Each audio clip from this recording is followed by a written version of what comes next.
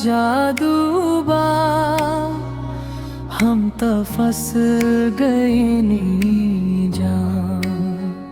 तोहरे बात में मिठास बा जैसे रस के धारा समा। रात भर तोहके सोचतानी नींदों अब ना आवे।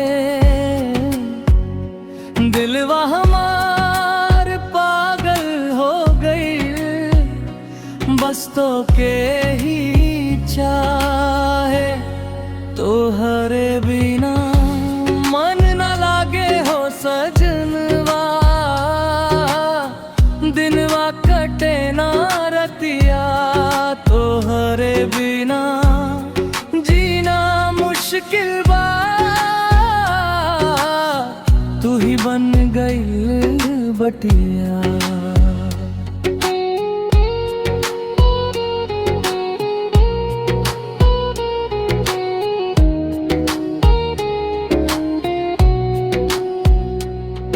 जब से देखनी तोहर सूरत दिलवा दे दिहनी हम। तू ही बन गईली जिंदगी मो तू ही हर एक सनम।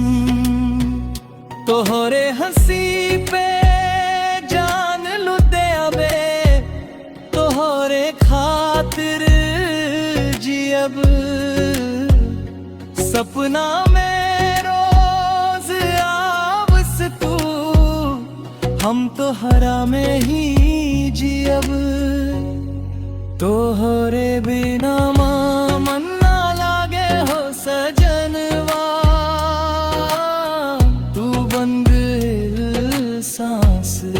तोहरे बिना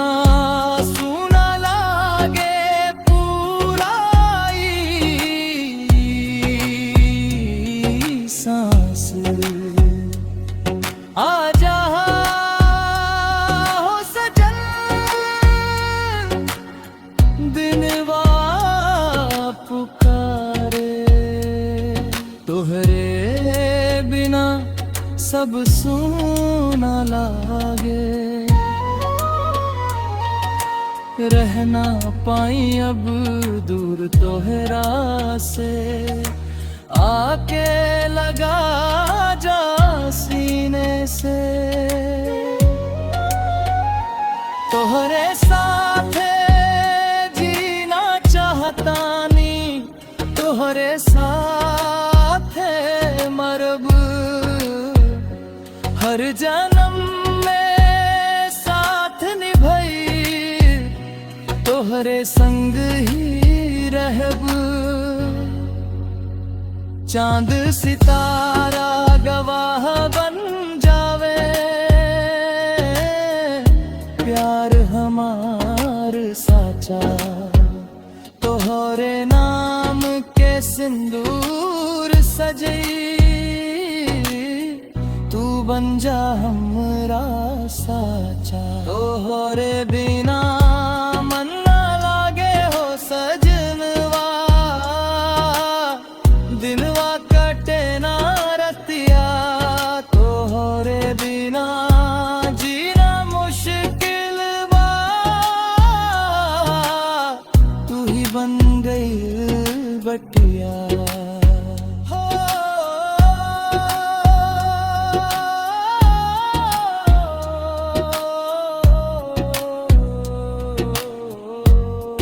तोहरे बिना